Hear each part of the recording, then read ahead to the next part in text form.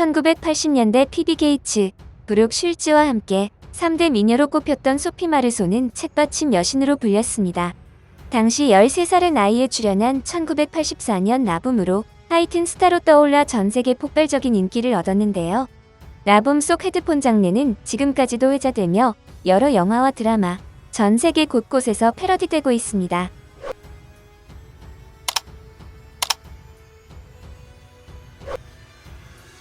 소피 마르소는 1966년 11월 17일 파리에서 트럭 운전수의 딸로 태어났지만 9살 때 부모가 이혼하는 바람에 어머니와 함께 살았습니다. 어린 시절부터 뛰어난 미모로 인해 사람들의 입에 오르내리던 그녀는 모델을 꿈꾸며 모델 에이전시에 사진을 제출했는데요. 그 사진을 본 라붐의 캐스팅 책임자에 의해 배우 생활을 시작했고 이후 프랑스 최고의 영화사인 공흥사와 장기 계약을 합니다. 그녀의 데뷔작인 라붐은 1980년에 제작되었는데 그녀의 나이가 아직 만 14세에 도달하기 전에 출연한 작품입니다.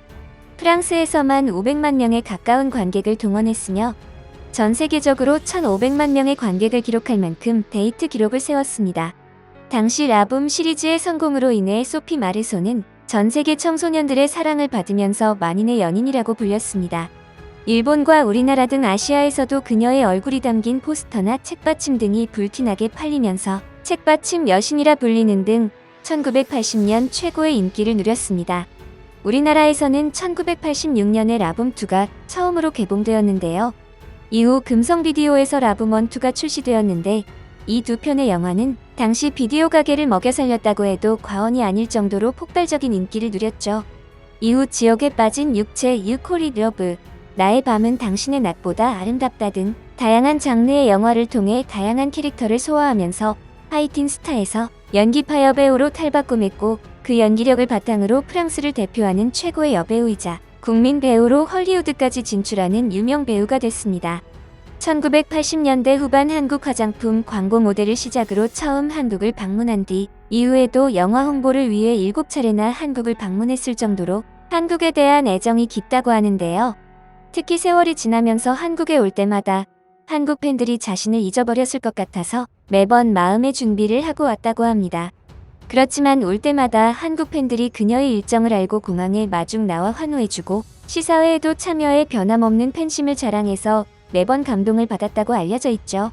특히 한국의 박찬욱 감독이 소피 마르소와 작업하고 싶다고 이야기한 적이 있는데 소피 마르소는 그 약속을 잊지 않고 기다리고 있다며 한국 영화에도 관심이 많다는 것을 알리기도 했습니다.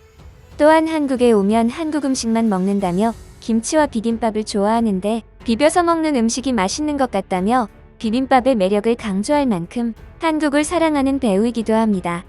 특히 중국 언론과 영화에 대한 인터뷰를 하던 중 소피 마르소가 중국, 한국, 일본 등 아시아 국가를 많이 방문했고 아시아를 좋아한다고 말하며 한국을 칭찬하자 중국 기자는 대놓고 한국은 중국의 속국이었다라는 말을 했는데요. 이에 소피 마르소는 잠시 당황한 모습을 보였지만 곧 중국 기자에게 그런 말은 매우 무례한 말이다라며 직접적으로 일침을 놓기도 했죠. 게다가 그녀의 한국 사랑은 여기서 그치지 않았습니다. 소피 마르소는 슬아의 아들과 딸 한 명씩을 두고 있는데요. 딸인 줄리엣 램리는 2002년에 태어나 올해 20살이 됐습니다. 대학 진학을 고민하던 그녀는 해외의 명문 대학이 아닌 성균관 대학교를 선택했습니다. 성균관 대학교는 글로벌한 마인드를 강조하며 외국인 학생 모집에도 적극적인 행보를 보여왔습니다.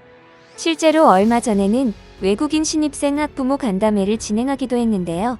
성균관대 관계자는 유학생 학부모에게 자녀가 다니는 대학에 대한 정보를 공유함으로써 공감대를 형성하고 소속감을 고취하고자 본 간담회를 기획했다고 밝히기도 했죠.